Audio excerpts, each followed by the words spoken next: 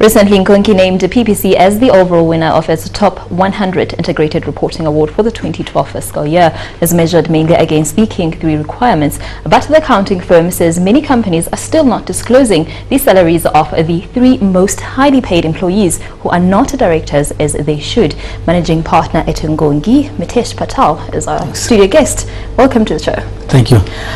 You know, when you look at this particular subject, you have to start with the fact that we already know that a lot of people in many companies, in fact, a lot of the top management in many companies, particularly those who are part of the board of directors, get paid a lot of money, and which a lot of shareholders think they shouldn't be paid. We know that information is out there, and having access to that information does not necessarily change that culture. Why is it important for King 3 report, or for the King 3 requirements, for us to know how much the top 3 management people who are not part of the board members, why is it important for us to know that information?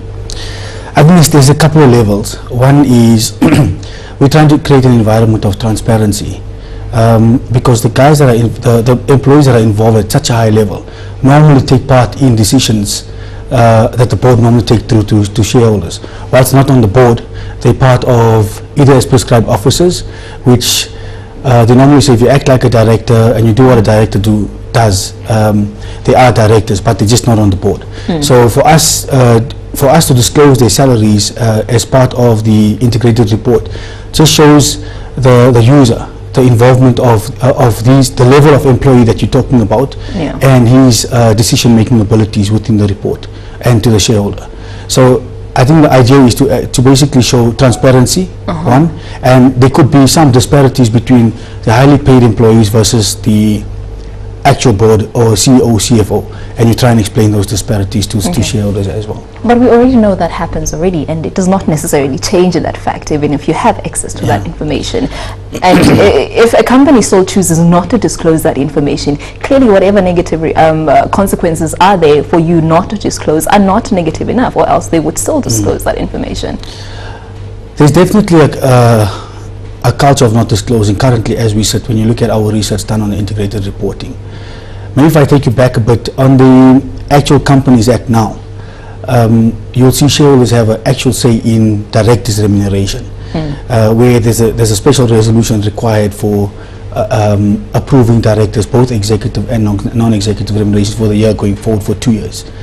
I think the culture now is to actually get companies to start listening to shareholder demands, shareholder activism, and even listen to what the shareholders require in terms of this transparency, in terms of salaries, which is normally a highly topical issue. And the reason, again, for the highly paid individuals within the entities, normally these individuals have share options. Like I said earlier, they make decisions within the entity that affect the shareholders. But I think what we're trying to say is companies need to start moving towards a culture where they start listening to shareholders, understanding what the King 3 requirements are, and creating a culture of accountability to the shareholder. But you're right, a lot of the companies now are still not doing that.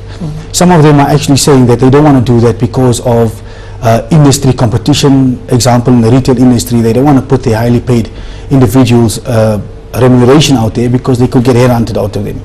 And I'm sure they do get headhunted, and they offer you something better. And sorry to cut you there. And just apart from that, are there any other issues that companies should be disclosing on, but they don't? You mean in terms of remuneration? Well, basically it's the directors, the prescribed officers, which are actually a Companies Act requirement, and in terms of King 3, it's the 3 most highly paid employees outside of being directors. What the companies are actually doing, what we found as a trend, is that they're disclosing the prescribed officers as part of the 3 employees that King is asking for.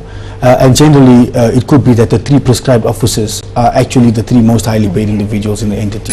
And what about the privacy of the employee in question? I mean, we all secretive about how much we get paid. We get paid. In fact, there were a few companies that actually wrote that as part of the explanation for not disclosing these highly paid individuals, for that specific reason, to say there's about confidentiality clauses within the employment agreements that doesn't allow them to actually put these employees as part of the the disclosure.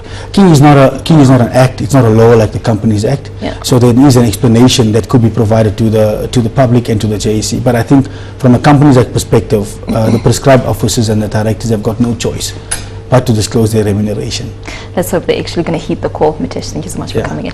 Thank you very much. Mitesh Patel is Managing Partner at Nkonki.